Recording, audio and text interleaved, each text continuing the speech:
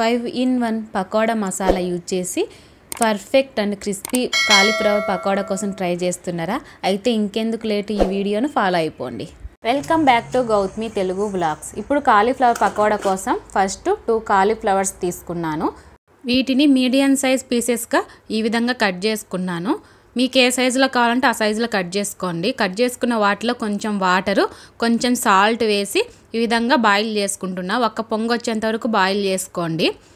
Next మళ్ళీ దాంట్లోని water అనేది స్ట్రెయిన్ చేసేసిన, పైన నార్మల్ వాటర్ వేసిన. ఎందుకు నార్మల్ వాటర్ వేసిన అంటే దాంట్లోని వేడికి సాఫ్ట్ అయ్యే ఛాన్సెస్ ఉన్నాయి కదా, అందుకోసమని మళ్ళీ మ్యాగ్నేట్ చేసేటప్పుడు కూడా చెదిలిపోతుందేమని చెప్పి నార్మల్ వాటర్ వేసినాను. మనకు 50% అనేది బాయిల్ అవుతే సరిపోతుంది పీస్ అనేది. తర్వాత 5 in 1 పకోడా మసాలా పౌడర్ అనేది వేసిన. ఈ మసాలా పౌడర్లోనే అన్నీ యాడ్ అయి ఉంటాయి. మైదా, కార్న్ఫ్లవరు, శనగపిండి, ఉప్పు, కారము, కలరు, గరం మసాలా అన్నీ యాడ్ అయి ఉంటాయి. కానీ మనకు ఎక్స్ట్రా స్పైసీగా కావాలనుకుంటే కారము, అల్లం వెల్లుల్లి పేస్టు, సాల్టు, కొంచెం గరం మసాలా అందుకు యాడ్ చేసుకుంటే సరిపోతుంది. ఇప్పుడు మనకు ఫాస్ట్ ఫుడ్ సెంటర్లో వాళ్ళు ఈ ప్యాకెట్ ఒక్కటే యూజ్ చేస్తారు.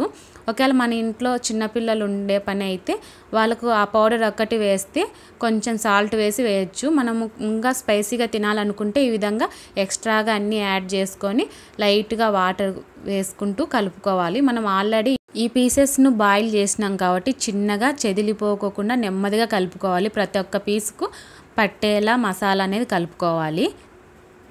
ఈ మసాలా పౌడర్ ఒక్కటే యాడ్ చేసి కొంచెం సాల్ట్ యాడ్ చేసి పెట్టినా కూడా చాలా బాగుంటాయి. పిల్లల కోసం అలా చేసినాం కదా, మా వాటికంటే పిల్లలటే బాగా టేస్ట్ అనిపించినాయి. ఎందుకంటే ఇంకా మేము ఏం మసాలాలు వేయలే కదా, మావి కొంచెం స్పైసీగా ఉన్నాయి, కొంచెం ఘాటుగా కూడా ఉన్నాయి.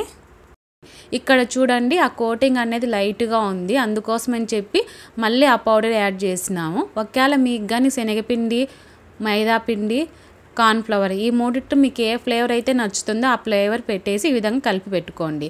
నెక్స్ట్ ఒక ప్యాన్లో ఆయిల్ వేసి హీట్ చేసుకుంటా ఉన్నాను. ఒక కరివేపాకు, కొత్తిమీరకు యాడ్ చేయండి. దాంతో మా ఇంట్లో అయితే చెట్టు ఉంది, అందుకోసమే చాలానే వేసినాను. కరివేపాకు ఎక్కువ వేసినాను, కొత్తిమీరకు ఎక్కువ వేసినాను. ఆ ఫ్లేవర్ అనేది బాగుంటుందన్నమాట, కరివేపాకు కానీ కొత్తిమీర కానీ. ఆయిల్ అనేది బాగా హీట్ ఎక్కిన తర్వాత మీడియం ఫ్లేమ్లో పెట్టి మనం ఈ పీసెస్ అనేది వేయాలి. కాలీఫ్లవర్తో పకోడా మాత్రమే చాలు అనుకుంటే మనం బాగా ఫ్రై చేసుకోండి. ఒక 5 minutes మీడియం ఫ్లేమ్లో పెట్టి, ఒక 2 minutes హై ఫ్లేమ్లో పెట్టి బాగా క్రిస్పీగా అయ్యేంత వరకు పెట్టుకుంటే సరిపోతుంది. మనం పకోడా లాగా అలానే తినాలనుకుంటే కాదు, మేము మళ్ళీ గోబీతో మంచూరియాకునే చేయాలనుకుంటున్నాం అనుకుంటే 80% మాత్రమే ఫ్రై చేసుకుంటే సరిపోతుంది. మళ్ళీ మంచూరియాకి మళ్ళీ ప్యాన్లో వేసి మనం ఫ్రై చేస్తాం కాబట్టి నేనైతే కొంచెం గోబీ మంచూరియాకి పెట్టినాను. ఇక్కడ పిల్లల కోసం చెప్పినాం కదా, సపరేట్గా కలిపి పెట్టినామని చెప్పి వాళ్ళకి స్పైసీ లేకుండా జస్ట్ ఆ పౌడర్ ఒకటి వేసినాను.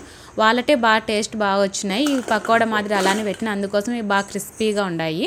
గోబీ మంచూరియాకి ఇంట్లో సాసులు ఏం లేవు, అందుకోసమే టమోటా పండు, పచ్చిమిర్చి, లైట్ అనేది షుగర్ యాడ్ చేసినాను. సాస్ అనేది తీయగా ఉంటుంది కాబట్టి ఒక ప్యాన్లో మళ్ళీ ఆయిల్ వేసి వెల్లుల్లి, పచ్చిమిర్చి, కరివేపాకు, కొత్తిమీర కూడా వేసి, ఎలాగ సాసులు టమోటా పండు, చిల్లీ సాస్ అంటే పచ్చిమిరపకాయలు, టమోటా సాస్ అంటే టమోటా పళ్ళు కదా అని చెప్పి వాటితోనే మిక్సీకి పట్టి షుగర్ తీయగా ఉంటుంది కాబట్టి షుగర్ యాడ్ చేసినాను.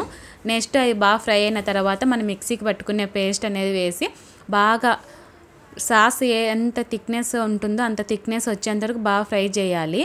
బాగా ఫ్రై చేసి వాటిలో పచ్చాసన పోయేంత వరకు ఫ్రై చేస్తే బాగుంటుంది. నెక్స్ట్ ఇది పచ్చాసన పోయిన తర్వాత మనం పకోడా చేసి పెట్టుకున్నాం కదా, 80% మాత్రమే ఫ్రై చేసుకునేది అది వేసి ఇక్కడ కూడా బాగా ఫ్రై అవ్వాలి. హై ఫ్లేమ్లో పెట్టి ఫ్రై చేసుకుంటే త్వరగా వేగిపోతుంది. గోబీ మంచూరియా అయితే రెడీ అయిపోయింది. మీకు కానీ ఈ వీడియో నచ్చినట్టయితే లైక్ చేయండి. మీరు కూడా ఇంట్లో ట్రై చేసి ఎలా వచ్చిందో నాకు కామెంట్ చేయడం మర్చిపోవద్దు. ఇంతవరకు నా ఛానల్ని ఎవరైనా సబ్స్క్రైబ్ చేసుకొని వాళ్ళు ఉంటే సబ్స్క్రైబ్ చేసి బెల్ బటన్ ప్రెస్ చేయండి.